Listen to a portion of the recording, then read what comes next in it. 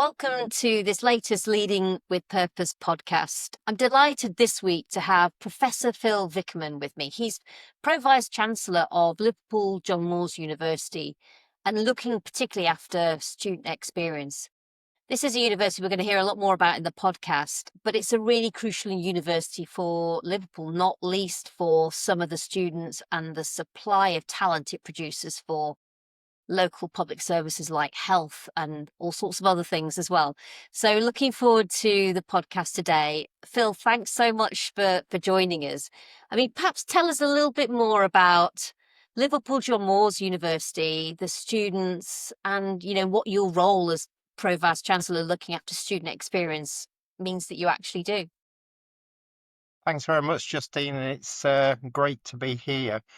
In terms of Liverpool John Moores University, the university dates back over 200 years, originally from the Liverpool Mechanics Institute. So has been part of the city of Liverpool for many years. I think Liverpool John Moores University is a really dynamic, forward-thinking institution, and that's not something new. I think that's really been sort of embedded in the university. Obviously, the city is known for its rich history, its innovation, and also importantly, its inclusivity. And for me, LJMU absolutely prides itself on being accessible, welcoming students from diverse backgrounds. That's absolutely at the core of our institution. That includes first generation university students, international students, mature students, care leavers. And for a long time, we've had a really strong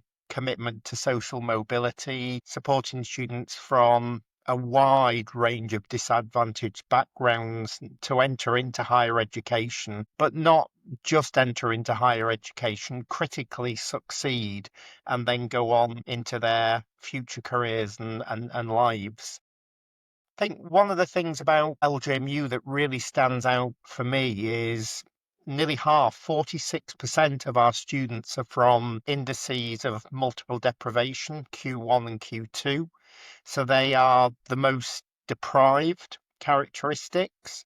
So, fundamentally, what we need to do there is focus on our widening participation, our financial aid, our student support, and also our community engagement. And a lot of the things that we do as a university around social mobility and not only raising aspiration, but importantly, attainment is working with our communities and working in partnership with our communities. It's not just something that we do in isolation on our own. Partnership is absolutely critical to success. And maybe just finish with our 4 university values, which really, for me, speak to our mission. Student focused. You'd expect me to say that as a university.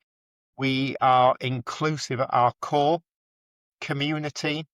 But the most important one, and maybe the distinguishing one, is that we are courageous and we're prepared right from senior leadership right throughout the organisation to have those courageous conversations, some of those really difficult conversations sometimes that hold us all to account, but importantly, hopefully start to push the barriers and challenge maybe some of the inequality that we see in society, but also particularly in education.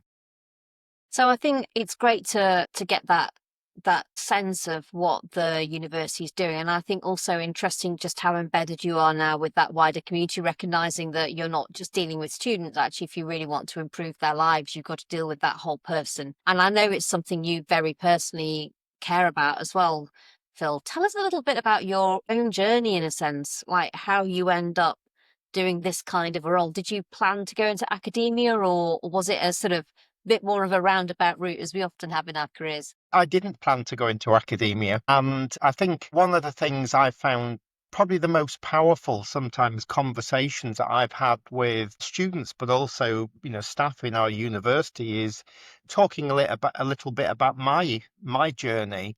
Born in Yorkshire, at 16, failed all my GCSEs. And my parents encouraged, wanted me to stay on at school for another year. I did. I passed one GCSE. So, again, for all sorts of reasons, school just didn't seem to really fit for me. Did you just not like the exams, or I, was I, it I was it a bit that you just didn't particularly think education was the route for you in your life? I think for me it was partly assessment, Mhm, and at the time, exams was the main sort of default, but also the way that maybe I learned or I wanted to sort of explore mhm. things Yeah, didn't really work for me. yeah. So when I got to 17, 18, I was debating, what am I going to do? What am I going to do? Am I going to go into work? Am I? And in the end, I decided that I was going to go to college. And my college experience absolutely transformed my education. Within 6 months of me failing exams, I was doing resits and passing them. And some of that for me was down to fantastic teachers, fantastic lecturers that, you know, recognized I needed to learn and develop in another way. Mhm. And what Also, what was the key to success then, Phil? What the key it to sounds like success, something just clicked almost. it was key to success was actually having conversations, relating some of the learning to my own personal Mhm. experiences or location I was in, and it just clicked and it made sense. But also the environment beyond the sort of formal classroom. And, this is something, I'll talk about in terms of my PVC student experience role. It was also about how I was supported as a learner. So, it was about the sort of sense of well-being and belonging and the wider community outside of lectures. It was about some of the support services that were there as well. So all of those things in totality for me really started to click and made such a difference. I think the sort of personalized learning, the individual, recognizing me as an individual and what I needed was the thing that, was an absolute success. Was there a bit about it that was because they did that, they sort of bought into you Yes. as you were, and as a result, they Yeah. kind of made these commitments, and you thought, okay, it's a two-way thing here. Like we're in it together, and I'm gonna try my best now. Absolutely, absolutely, and I think that was it. That my school was fine. My teachers, was fine. They've got big classes, they're able to teach him. But yes, someone that really bought in with me, I Mm. think, was absolutely critical. And from that moment on, it really catapulted my passion for education. I did a degree, did a master's, did a doctorate. Eventually, was recognised with a national teaching fellowship through Mhm. Advanced HE. A whole sort I of see. journey. And when I actually look back on some of those things, I think some of that drive actually was to prove to myself that I could do some of these things. Mhm. It was important to sort of help and support, not support, but help and I suppose honor my tutors that had supported me to sort of learn and develop. But I felt a real sort of drive, to prove to myself more than anything else that I could do this. So almost having had that, as it were, difficult start, Yeah, you then really thought, I wonder how far I can go, and actually yeah, I should show that I absolutely, can go as far as anyone. absolutely. Where did you focus when it came to a degree, in that academic route? Where was your specialism? Educational psychology was what I focused in, No and surprise in a sense. exactly, exactly. I've tried to understand myself maybe Mhm. first Yeah.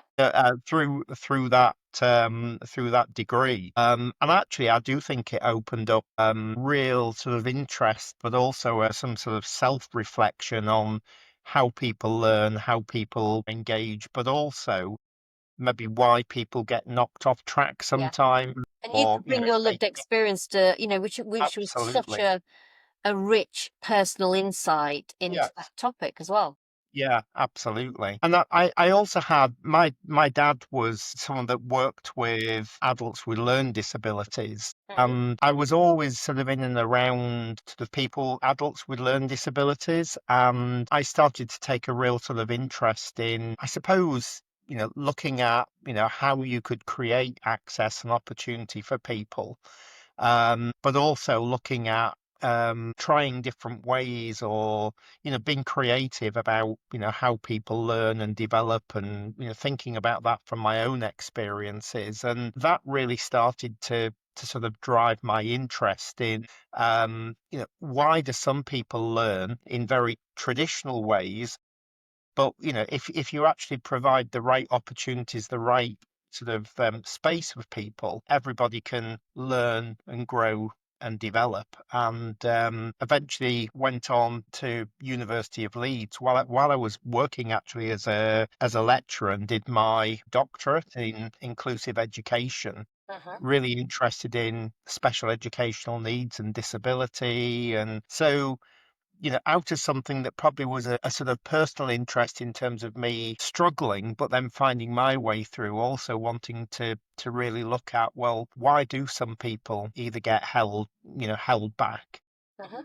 and I think the other thing that I've found, certainly in my Pro Vice Chancellor of the Student Experience role, one of the things I made a conscious decision to do was to talk about my education and talk about my learning. I thought that was really important because Mhm.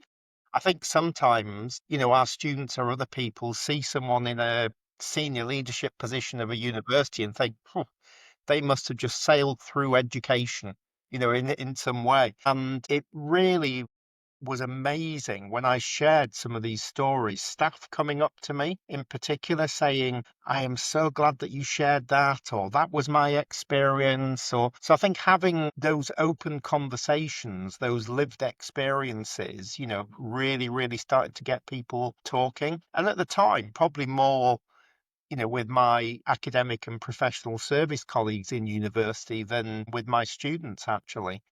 But I think that those experiences have really shaped what I wanted to do in the student experience. Because you're in the perfect role now, in a sense, aren't you? Because not I only call it my dream job.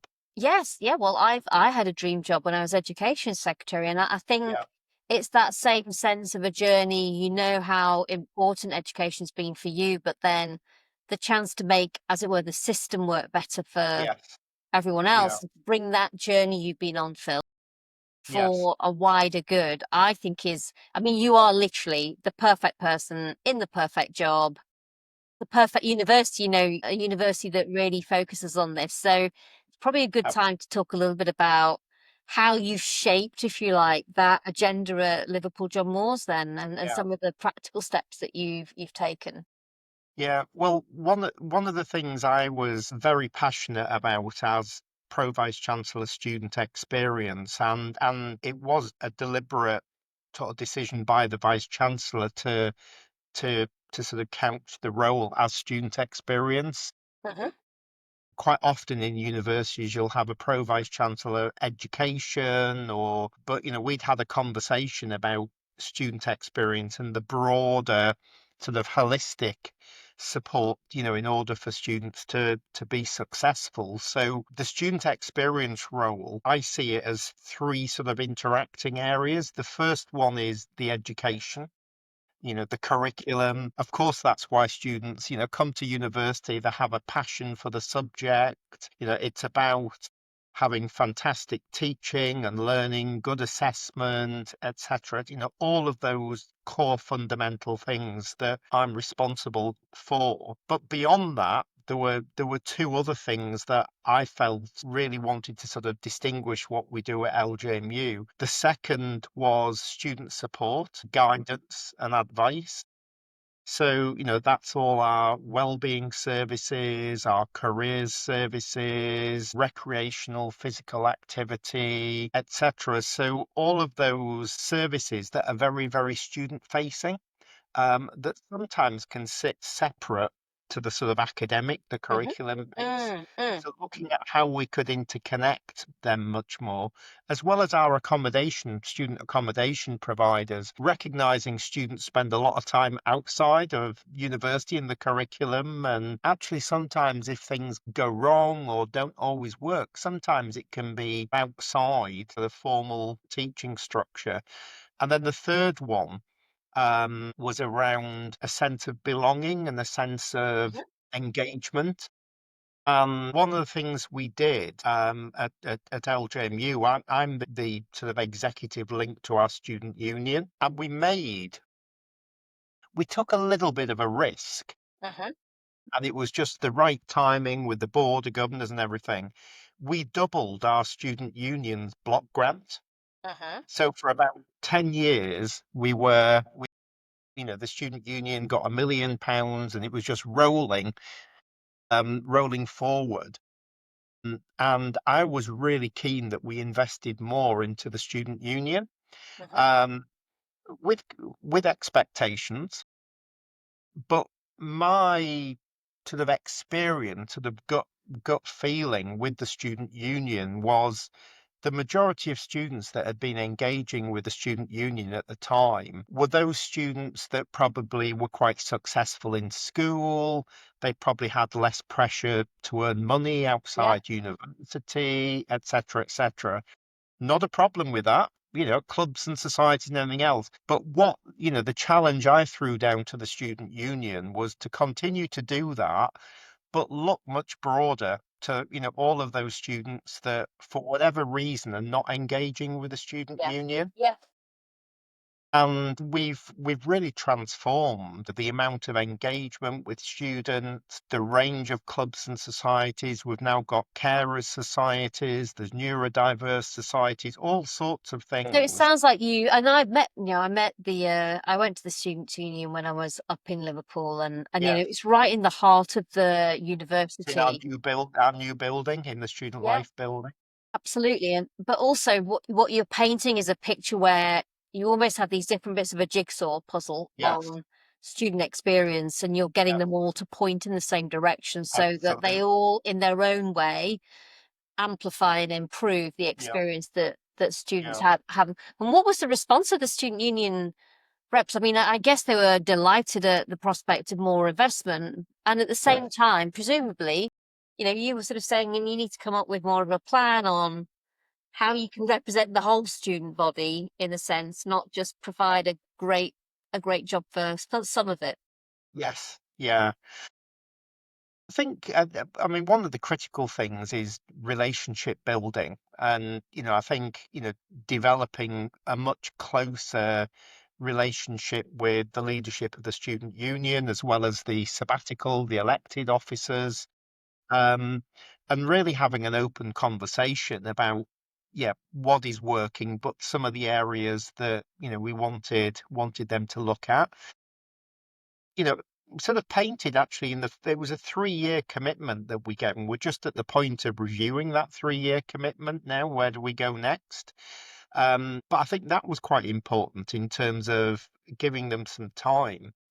Mm. We gave them some parameters around things that we wanted them to do, look at widening access, etc. Naturally, over the time, it's really deepened our relationship because, some of the things that maybe even the student union didn't know about the background of their students, they were quite reactive. Club societies, they put these things on and either people come or they don't come, but really getting underneath, well, why are people not coming? Is it the timing? Is it to do with the cost of doing, a particular society? A whole host of different things. So yes, they relish the opportunity, and I think the important thing that I've seen in terms of success is that we supported them to do the things that they felt were important, and actually that their values are very much aligned with us around inclusivity and diversity. But also, it helped me steer some of the things that I wanted to see. Hmm. We started to develop a much more sort of deliberate approach. We started to talk much more around safeguarding. supporting people in clubs and societies, things that, are very critical within the university context, but maybe Mhm. less formalized in clubs and societies. So it brought us together in lots and lots of sort of different ways. And I think, if you look at the literature, there is quite a lot of literature that will show, in order for students to succeed, all of these variables, if you want, need to be in the mix. And Yeah. it's not that you have to sort of curate a very fixed approach, but if you provide the range of services, students will naturally select, or, the things that are important to them. Mhm. And looking back on my education, I probably didn't have that Yeah. opportunity at the range until I went to college, where actually there was probably more resources than there were in school. So, but the outcome of that, we've seen massive engagement increase. We now have very clear data on students that maybe were less represented. Mhm. Our national student survey, the annual results, the view of the student union was in the 40%. It's now in high 70s, nearly into the 80% in terms of recognising the importance of the student union. So, it's been a massive, massive journey. And I'm really keen that, we continue and, we build even further on that as we go forward. But, having a student union that's for everybody, basically, and it's a bit like, the education experience, really just looking at people's needs. And we've got over 100 clubs and societies as well. So I sometimes joke we've got things from the serious thing like the Physics Society Mhm. through to the Noodle Society or the Taylor Swift Society or, Yeah. all the Whatever your Pokemon interest. Society. But, if you look at the Board Game Society, but you look at the groups of people that come, people find their place where they feel comfortable, and doing those sorts of things actually has really started to help people. And I think the other area that certainly I've seen you really focus on has been that partnership and collaboration with the Liverpool City Region, and I think really showing the university's broader role. And actually, it works Yeah. two ways, doesn't it? In a sense, because those students often do live locally, and so they're part of that. But at the same time, there's a lot you can offer. And I talked about, for example, how you're providing these key talent supply chains, particularly around healthcare, as one example. Yes. But some of the focus of the university around sports, and it's interesting to see how it develops over time. So it's probably worth just touching on how you see your role in the context of that Liverpool City Region partnership work that you now do, not just with the combined mayoral authority, but also with other universities. Yeah, I think one of the, and probably actually COVID was the time where, as a group of Liverpool universities, we really came together, Hmm. to not only support all of the students, but the city and the region. And that actually probably fired some of the work that we are doing as a group of universities together, actually recognizing that some of these big city, region, or societal issues, it's not about being in competition with each other as universities. It's about looking at, how can we work together in a really sort of purposeful, collaborative way to actually benefit the city region, the people in the city region, but, in doing so, benefit our students. And I think one of the two things that we have really worked together on, as a group of universities, is things around driving economic growth, skills and workforce development. So looking at where are the skills workforce, what are the sorts of employers or sectors are the city region trying to bring in? What's the role of the university in whether it's degree apprenticeships through to the health sector, as you mentioned, or education, some of those really important, public services as well. Um, and also looking at, um, as a university, how can we be stronger working, in partnership and actually recognizing difference, but also similarities, and actually coming together with our various experiences. We're stronger working across the city region. And I think the one of the biggest challenges we have as a city region is that looking at how you can retain the sort of graduate talent, the graduate pipeline, having sufficient high skilled jobs for students to go into in the city region, Hmm. particularly at LJMU. Half of our students are commuter students. They were born in the city, they want to stay in the city, grow their families in the city, etc. So, what role can we play as a university working with a combined authority, whether that is around job creation, skills creation, etc. And I think the work that we're doing now with the combined authority, but also with the individual councils, the city councils, Hmm. some of which have got some of the most challenging educational attainment educational outcomes in the country, really starting to work in a very purposeful way with those, Yeah. both to raise aspiration and attainment of young people, but also supporting the families, the pipeline of adult students thinking of coming into university. But we're only ever going to succeed if we do that in partnership. That's with the city region, it's with voluntary organizations, it's working with the Purpose Coalition on the different Yeah. connections Yeah. that we have now that actually can start to join some of these links up. And I think that's the important bit. It's making those connections in a much more sort of meaningful way and having those conversations that we can start to look at how we can support each other. I mean, it's such a good point. And do you feel that, in a sense, for higher education, one of the lessons from some of the work that Liverpool John Moores has done and that you've very much led on is when it comes to devolution and, if you like, more regions with more mayors, there's a huge opportunity to more formally bring universities into the process, whether it's some of your processes, like developing that access and participation plan of the future, and maybe a more formal role for the city region alongside that and employers, or, you having that more formal role within some of those growth discussions and proposals that are coming through. It feels like there's a huge opportunity, Phil, doesn't it?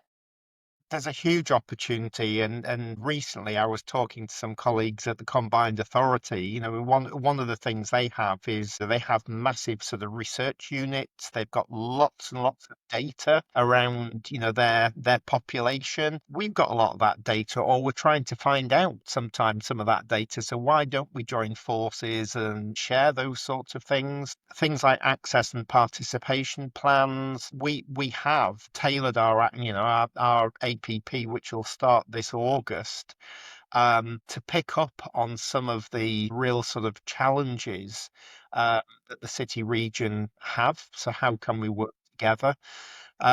We've also done, if you look at some of the initiatives around Race Equality Charter or Athena Swan charters. We've done reciprocal mentoring where, university leaders have been paired with students, but now we're taking that reciprocal mentoring into working with leaders, diverse leaders in the city. The combined authorities now are doing reciprocal How mentoring. interesting. Yeah. Um, so we're sharing those models, and the combined authority, are starting to use those and use some of our experiences. But equally, when you actually sit down with the combined authority and actually look at and particularly with devolution, some of the things that they're wanting to do, there's a real opportunity for us to tap into that and work together. I think that that's the important things, and particularly on issues around social mobility, breaking down barriers. We shouldn't be looking at this in a very sort of self-interested way. If we get this right, actually, it'll benefit everybody. And, I think one of the things with Liverpool as a city and, the universities in particular, we've got some great people that are prepared, not only leaders, across the city region, but to come together and work on those shared common goals. And there's a much better chance, I think, of us starting to make progress on those. think that's absolutely right, Phil. And, we use a framework called the purpose goals. There's 15 of them. Some Yes, are education, some are access to opportunities, some are health and well-being and digital divide, the other barriers that we might find.